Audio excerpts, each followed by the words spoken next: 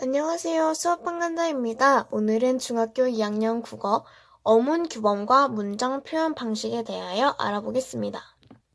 먼저 어문 규범부터 살펴볼 텐데요. 어문 규범은 아무래도 사람들이 생활하는 그런 언어 속에서 우리가 지켜야 할 부분을 정해놓은 그 규칙이나 원칙을 어문 규범이라고 합니다. 근데 이 어문 규범은 4가지가 있는데요. 한글 맞춤법, 표준어 규정법, 외래어 표기법, 로마자 표기법이 있습니다. 먼저 한글 맞춤법은 원칙이 이거예요. 표준어를 소리대로 적되 어법에 맞도록 함을 원칙으로 한다. 먼저 이 소리대로 적대라는 것은 표음주의예요. 음을 중요시한다. 그래서 꽃받침 이것도 꽃받침 이렇게 막 소리대로 적는 거고, 어법에 맞도록 이것은 형태주의예요. 형태를 중요시한다. 그러면 우리 한글 맞춤법은 대부분 표음주의보다는 형태주의가 더 중요한 것을 알 수가 있습니다.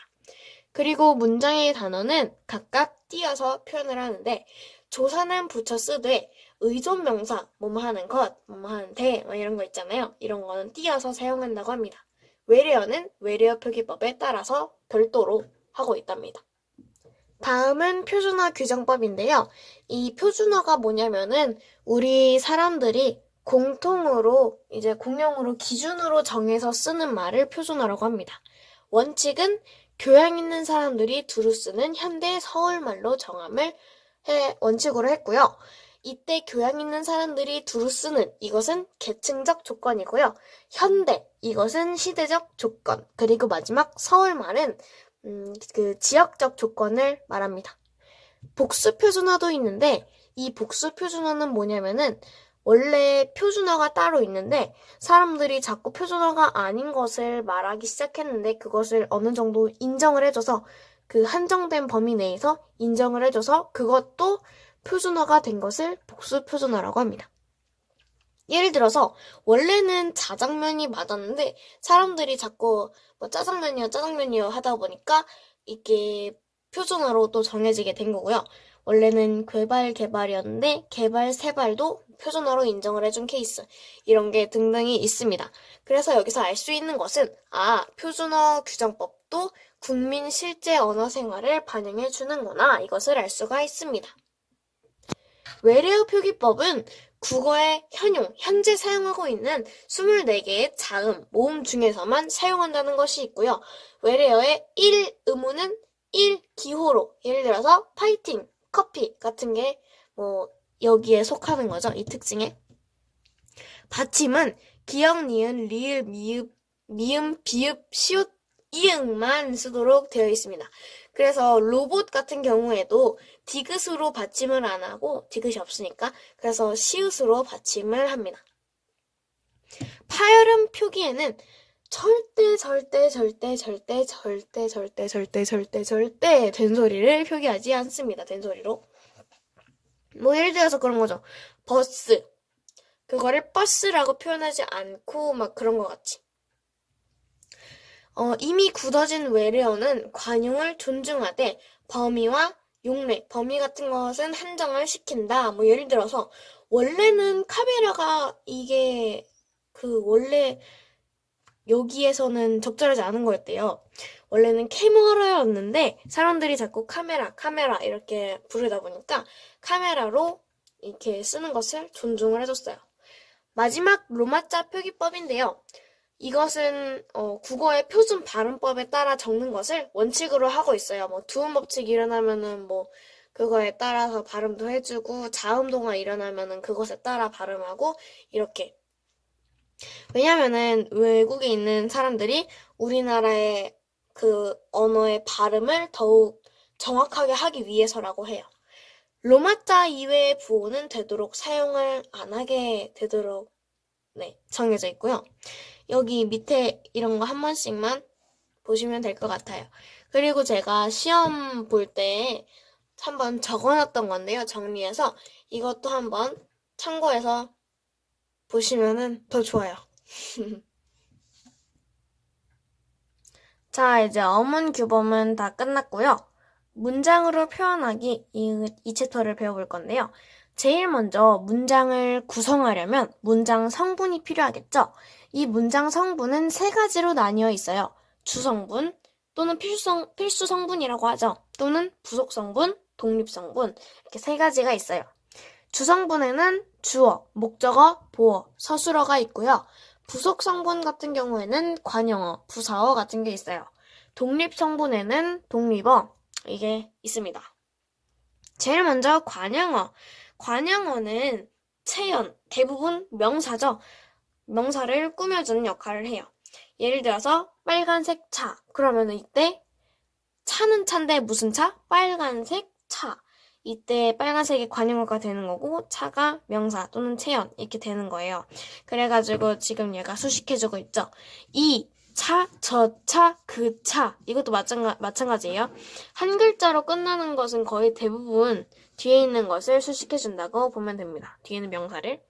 그리고 부사어는 수식해주는 게 굉장히 많아요. 서술어, 관용어, 부사어, 문장 전체 네 가지를 수식해주게 돼 있는데요. 문장 전체는 나중에 가서 배울 거고 우리는 지금 3개만 배울 거예요.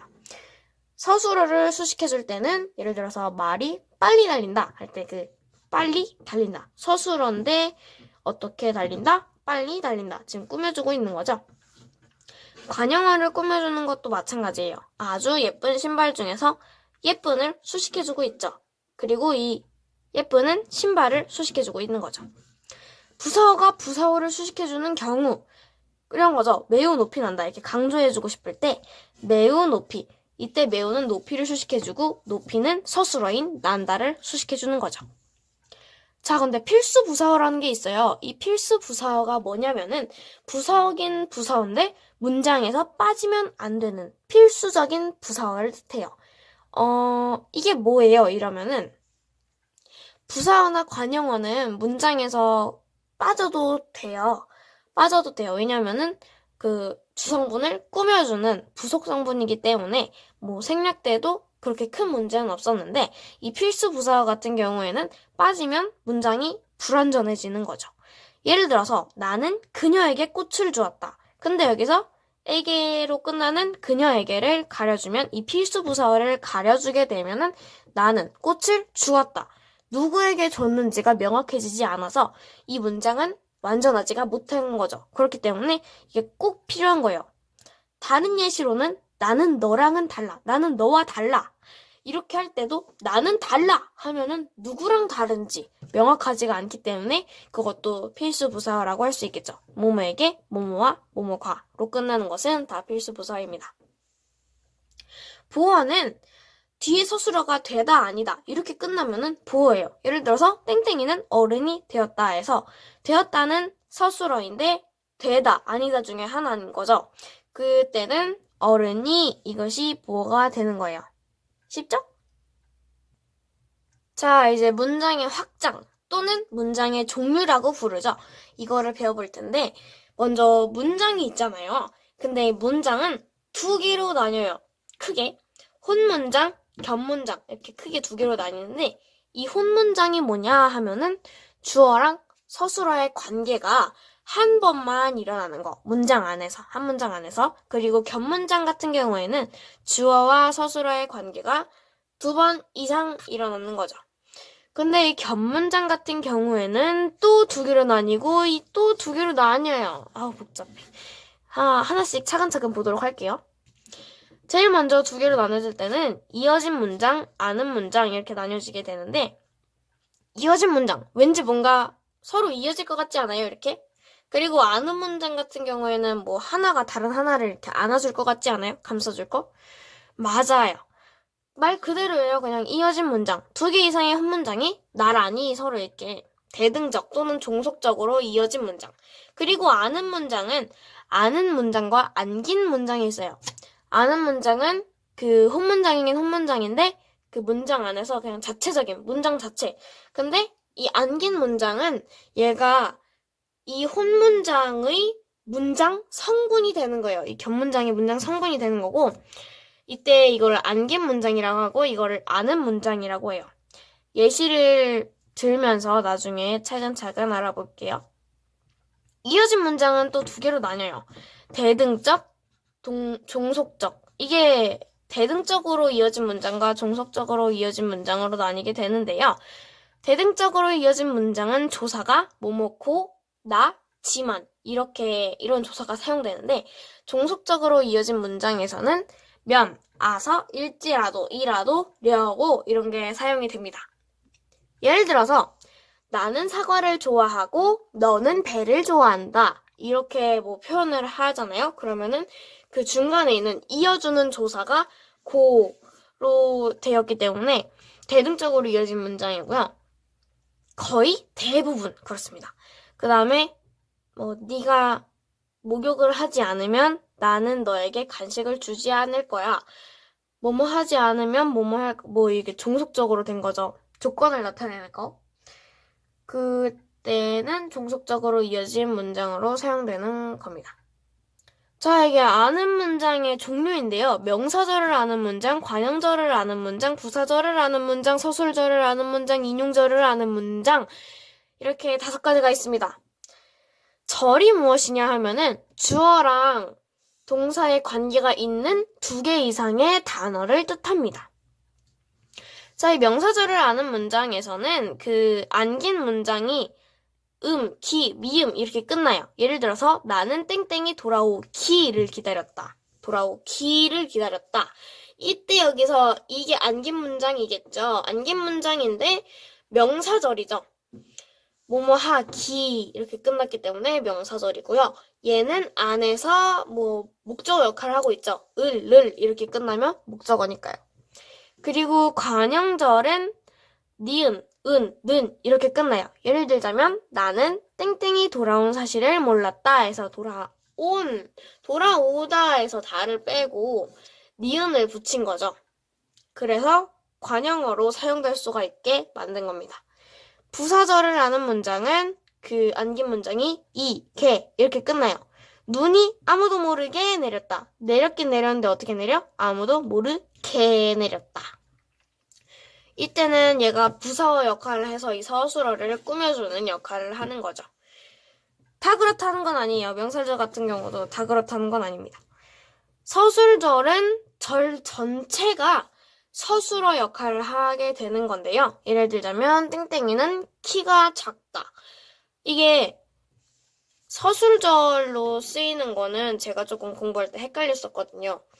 근데 그렇게 생각하시면 돼요. 뒤에 있는 주어가 앞에 있는 주어의 소유물이거나 아니면은 신체의 일부일 때 거의 대부분 이 서술절을 아는 문장을 쓰더라고요. 보세요. 키. 이 사람의 신체적 일부이죠. 그렇기 때문에 여기서는 서술절을 아는 문장이 더 적합한 거죠. 마지막 인용절. 인용절일 때는 뭐뭐고, 뭐뭐라고 이렇게 끝나고요. 예를 들자면 그녀는 아인슈타인은 대단하다고 말했다 해서 고라고 끝났네요. 그러면은 얘는 인용절을 아는 문장이 되는 거예요. 자, 이제 마지막인데요. 문장 종결 표현입니다. 5가지가 있어요. 문장을 끝내는 그 종류에는. 첫 번째, 평서문. 아주 간단하죠. 그냥 우리가 일상생활에서 많이 표현하는 방법입니다. 그냥 자기 생각을 단순하게 진술하는 거고요. 예를 들어서 나는 밥을 먹었다. 나는 배고프다. 나는 철수를 안다. 나는 영희도 안다. 난 영희와 친구다. 이게 다 평서문이에요. 의문문 같은 경우에는 그 질문에 대한 대답을 요구하는 문장을 의문문이라고 하는데요.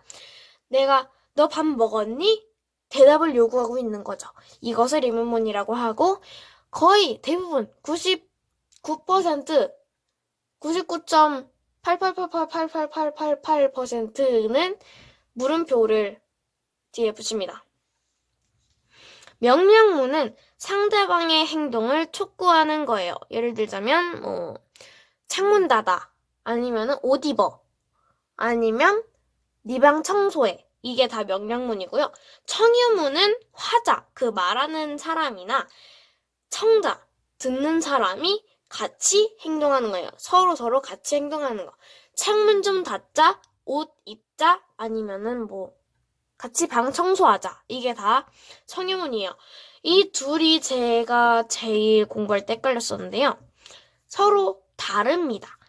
명량문은 상대방, 그러니까 나도 하는 게 아니라 그냥 걔만 하는 거야, 상대방만. 상대방의 행동을 요구하는 반면에 청유문은 우리 같이 해보자, 막 이런 느낌이죠. 마지막, 감탄문은 놀람, 감탄, 응답, 부름, 이런 거를 사용할 때, 표현하고 싶을 때 나타냅니다. 네, 제가 그랬습니다. 할 때 감탄문 쓰고요. 아니면은, 야, 이것 좀 와서 하자. 이럴 때, 야, 이게 감탄문이고요. 아니면은, 이걸 정말 너가 했다고 할 때 이게 감탄문이 될 수도 있어요. 또는 우와, 경치 이쁘다 할 때 우와가 될 수도 있어요. 감탄문은, 네, 이렇게 사용됩니다. 오늘 영상 봐주셔서 감사하고 다음 시간에는 역사로 찾아뵙도록 하겠습니다. 안녕!